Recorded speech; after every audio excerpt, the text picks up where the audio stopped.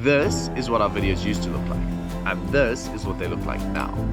And the only difference between these two is one little thing that we changed. We've been making surf-related content for a little over the past 2 years now, and along the way we've picked up a few tips and tricks, a few nuggets of gold that we found along the way. We're going to be showing you our little secrets on how to go from getting these kind of shots to these shots. And whether you've been in this game for a while or you're just getting started, we think you will enjoy. So let's get into it. One of the first times we ever took our GoPro out was probably the best waves we've ever seen in our entire life. 4 to 6 foot, big heaving barrels. And we were pretty psyched. We were like, we're gonna go out there, we're gonna get the clips, we're gonna, become famous. So pal out there, waiting our turn, and these waves are just coming through massive barrels. Waiting, and then all of a sudden it's our turn. Turn and burn. Pal into this thing, GoPro's recording, take off, up, under, and just get this huge closeout. The only problem is, this is what the clip looks like, because we didn't really know what we were doing. So the first thing we're gonna talk about is the camera. This is sort of what our setup looks like. Bite mounts, which you can get from any GoPro reseller. So this we got from Kloppers. Sometimes the problem that people do is they're probably filming like this. This is what you're seeing. So the problem with this is you have too much water and not enough land. And it just distorts the footage. It doesn't make it look nice. Like this, too much air, not enough water. So the balance isn't there. So what we do is we have it right around there, 90 degrees.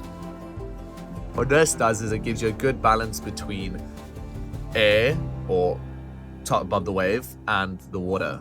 It gives you a good balance of being able to see the board and being able to see everything around. And that's just... So when we're on a wave like our local, where we're doing turns, no barrels, this is our setup. 90 degrees, go, press record, surf, done. So easy peasy lemon squeezy. As soon as we get into place, it starts barreling. That's when we make adjustments. So the thing with the barrel is you want to be able to see more of the lip. If you can see more of the lip, then it just makes the footage, gives you that deepness of the actual barrel. When we're at a barreling wave, we go like that, like a 120 degree angle. So you got this. So barreling wave, you just push it. It doesn't really, you can't really push it too, probably can, but like that. It's 90, if you has 90, you just want it like that. And then we spent a lot of time in J-Bay this year, and the problem with J-Bay is it's turned 2 barrels or so. So what we would do is we would predominantly have it in the 90 degree, because that's what you would be doing most of the time. We're always adjusting for the sections. So if we see it's gonna barrel, move it up.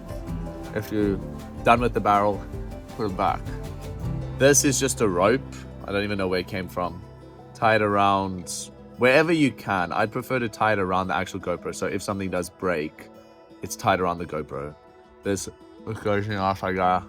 Then this just ties onto our wetsuit with just like a normal that through, and then pull tight to make sure it's tight. I've had this thing come off a few times just because I don't tie it tight enough. And if it drops, GoPro is gone. So you can use a floaty with it. We don't, we probably should. If you're in a place where you don't have a wetsuit, I don't really know what to do. We haven't really had that problem.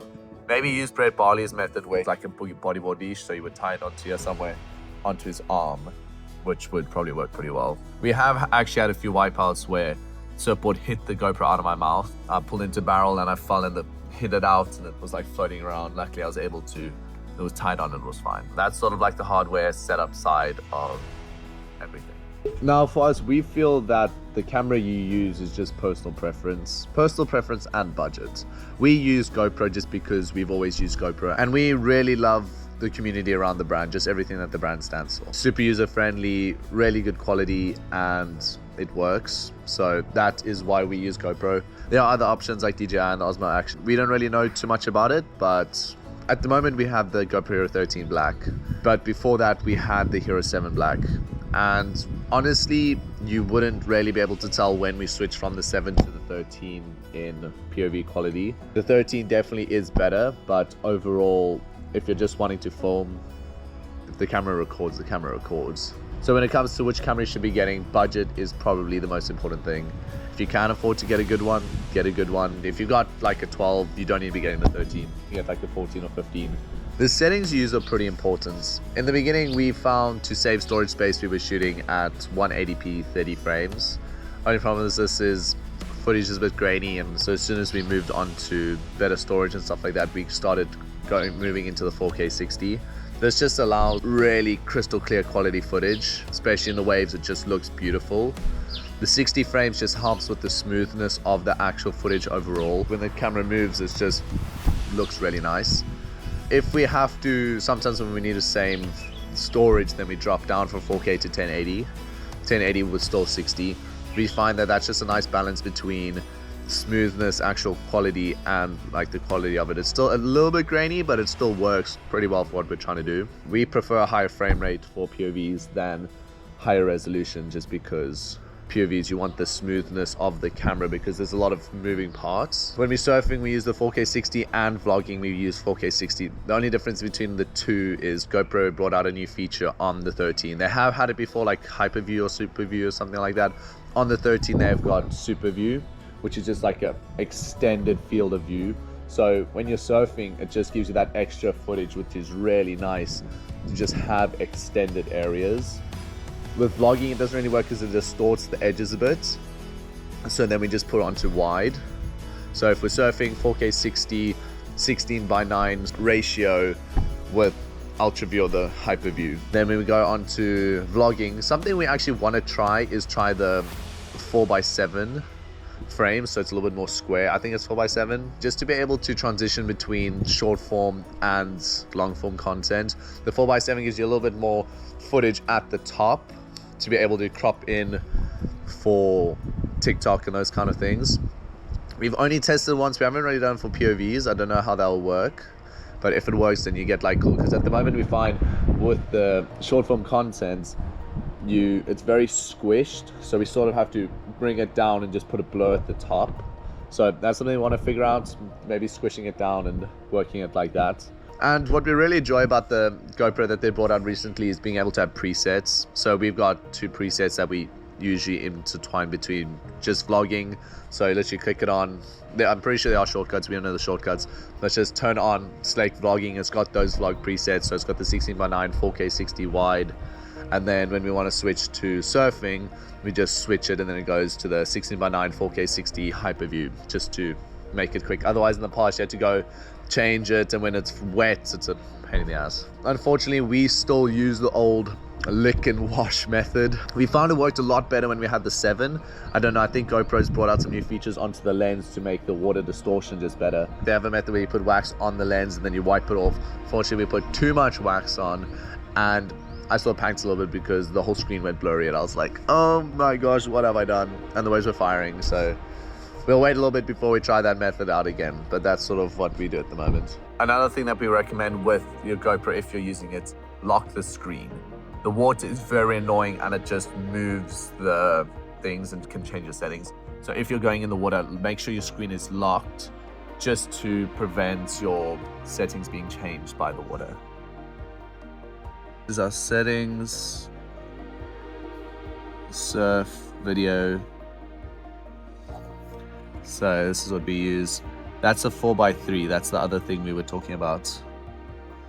4K 60 wide, hyper smooth on, quick capture on, and then we don't really use any of the Pro Tune stuff. For surf, standard 16:9, 4K 60 FPS, hyper view, hyper smooth, and then so those are the settings we use for our GoPro. Now you've got everything going, you've got your setup, settings sorted, you've got your mount, you've got everything. Once we're in the water, something GoPro does really cool is their quick capture method. So all you have to do is GoPro's off, you press the record button, and it automatically starts recording. What this allows for is, in the past, if you had to keep your GoPro on the whole time, the battery wouldn't last as long because it's on the whole time, but you're not recording anything, so battery would just die. But with the quick capture, we found that we can surf for 2-3 hours. Leave the GoPro off, wave comes, click it on, and then it starts recording. The only thing is you need to watch with this is there's a bit of a delay. So if you click record, you need to account for that delay. You can add a feature on to pre-capture those footage if you do actually record. We don't do that because we don't use it often enough. we just make sure to press the button early enough. And sometimes if you press the record and then you stop recording and you click it recording again too early, just as the GoPro's gone off, it might not record. Sometimes you click it and it sort of cancels out the record and then you're not recording. So you need to make sure to look for that. If you're like, maybe just turn the GoPro, just have a look if it is recording, check if the lights are on. We had a moment the other day where we were sitting waiting for waves. Wave finally came, and out of a habit I pressed the GoPro to start recording. Only problem was it was already recording, so I stopped recording and I like caught this crazy barrel. It came out and I'm like celebrating, and I looked down at the GoPro and it's not recording, and I was like, oh my gosh, what have I done? That wasn't fun. So just if you do use a quick capture, you just have to account for the second or two delay between that, so just press it early enough. If you are using, we do recommend having 2 batteries. The battery does last long, but it does allow for you to interchange them. I mean, otherwise you have to charge your 1 battery, plug it in, wait until it's fully charged, and then being able to go out again. But if you got 2 batteries, you record, hop in, put the other battery in, go back in. The only problem with this is make sure the hatch is closed, because if it's not closed, you're gonna feel like a real dumbass. 6 years. That is how long we have had these babies for. I was sitting in the keyhole there by our place, and I was like waiting, and the swell pushed me and I like came backwards. And this was back when we didn't used to screw in our fins. I was sitting there, swell pushed me back, poop onto a rock, and just poop straight out. So ever since that day, we put the fin screw in our fin boxes. Even though it is FCS2 and you don't need to, we do. We only do the back one just because that's the only one that's needed. The front one's got a hook, so it can't really come out. Most of our boards are pretty stock standard, just short boards. We don't really know too much about dimensions, that kind of stuff. Our shaper just helps us. We've been riding Matt for quite a while now, and he knows what we like. This board, however, this is my barrel board. Problem is, as soon as the waves get heavy, I didn't want to take my short board out there and just worry about what waves I can take off on, because I don't want it to break. So this board's been pretty sick, a little bit of a rounded pin, pretty thin, like an inch longer than my other boards, but it's just nice to be able to go out to surf and just know that I can send it and not have to worry about the waves I'm going on, because I know this board's gonna be safe. I've got trust in it, so it's a pretty cool combo. Then when it comes to leash setup, personally I like using thicker leashes. Like you'll see this one's quite a thick leash. I don't really enjoy the comp leashes, they're too thin for me, and you don't really have the same trust in the comp leashes. Or for me personally, I don't really mind if it adds drag. I just like being able to know that if I take off on a wave, the odds of my leash snapping is very low. So these thick leashes work pretty well for me, just personal preference, I feel. We just use the old under through, like double loop, put it through. This is a little bit long. You want that to be sitting around there, otherwise, you know, you get this leash that the string just pulls straight through. So you sort of want this cushion to be pulling on there if that does happen. Our quiver is pretty rudimentary. It's based off of just, the waves get small. Longboarding is really fun. There's just something about it. It's so different and difficult in a sense, especially if you come from shortboarding. A complete mind shift. The way you're working with the wave, thinking about the wave and what you can do is pretty incredible, and something I really enjoy. I'm not very good at it, so it's pretty cool to get used to going in. Des and them, the waves are small, they absolutely love it. They're really good at it. For me, actually, I really enjoy foiling if the waves are small. There's just something really difficult about foiling that's pretty fun. Starting off at a beginner and just getting up and try feeling it. So figuring out how to actually stand up and ride the foil and just feel the wave is pretty spectacular. It's pretty scary though. I've had some close calls, hit me on the face, in my ribs, so it can go pretty wild.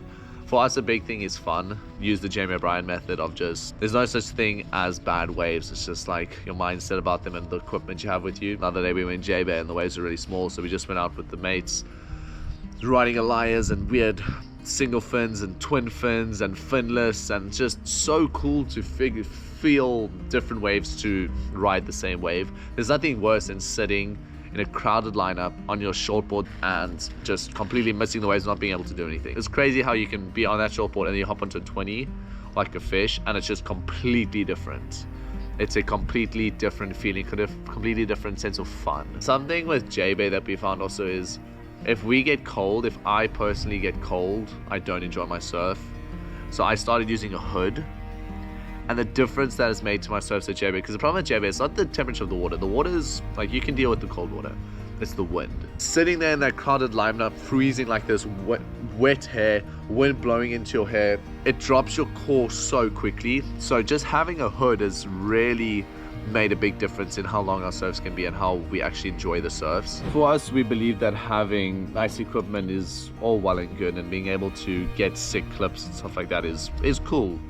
But if you can't do it until you're ancient, what really is the point? For us, we want to be able to do this until we're 18, 19. We want to be able to do this with our great-grandkids. So we put a big exclamation mark on self-care and stretching and looking after ourselves and our body. And with this philosophy, it's pretty cool. We're part of the Back to Nature team. You can see the stickers come up a little bit, but this brand is really sick. Well, like, look even how cool this packaging is. How sick is that? Like, this is why we love Back to Nature, because they're just really conscious about the efforts and the things that they do. So we've actually got a little care package that just arrived today, and we're just going to show you some of the stuff inside that we really enjoy using. When we started surfing, we surf for hours. So if we go surf, we surf for hours. The only problem with this is you can't really be in the sun for 5 hours because it's not healthy. So we used to use these old sunscreens and stuff like that, but it didn't really work. We would come out and be super burnt. So we found Back to Nature. This is their active zinc, which is so sick. They've got this new stick formula that they use. Reef safe, no chemical, water and sweat resistant, eco-friendly, vegan and cruelty free. Pop off, apply, rub in, and you're ready to surf. This stuff, SPF 50, it lasts so long. We've literally been using this thing for 6 years, and our skin looks pretty good. We don't get sunburnt anymore. Unless you're surfing for 10 hours and you're touching your face, then you are going to get burnt. Some people like to just like put, we put whole face. We look pretty crazy when we put this stuff on. So this stuff works very well. This is our sunblock that we use. It's really cool to just be a part of a brand that cares about the environment as much as we do. Is good for you and is good for the environment, which is a pretty cool philosophy. That's a big thing. So it's so easy to do your part, a small little thing of just choosing to work with a brand like this or use a brand like this and support a brand like this that cares about sustainability, and we are super stoked to be a part of this team. Yeah, they've got all kinds of crazy things. Here's shampoo, conditioner, face cleanser, which we really like. My skin's been pretty bad because we haven't had this stuff, but I started using it again like a week ago and my skin's really getting better. If you want to go test out this product yourself, the link is in the bio. Use our code for 15% off. Super sick products, and we know you guys are gonna love them. We've been in this game for quite a while, and we don't intend to be going anywhere anytime soon. And naturally, there's still many things we need to learn. If you guys have watched this video and gotten to the end, and you have got a few tips and tricks, share what you've learned along the way. If you've got some advice that we didn't cover or you think people can benefit, put it down in a comment. We'd love to hear. That's just our process, what we do, how we get around things, how we surf, make videos, and how we are able to do the things that we do. We really hope you guys enjoyed. If you did, leave a like and subscribe below. That's our process. That is what we do and why we do it, and we hope you guys enjoyed. Bye.